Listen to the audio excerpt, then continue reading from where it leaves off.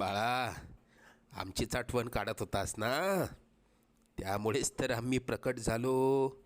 अरे मायबाप मानतोस ना आम्हाला, मग तुला पैशांची गरज असताना सांगायचं ना. कोणापुढेही हात पसरू नकोस.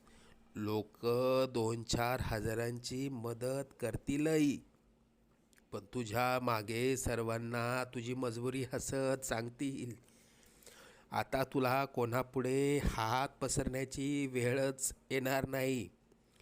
तू आजपर्यंत भरपूर दुःख सहन केलंस. लवकरच तुझ्या रडक्या भाग्यात सुखाचे दिवस येतील. तुझ्या मनात असलेली इच्छा पूर्ण होऊन अक्कलकोटला पेढे घेऊन येणं होईल.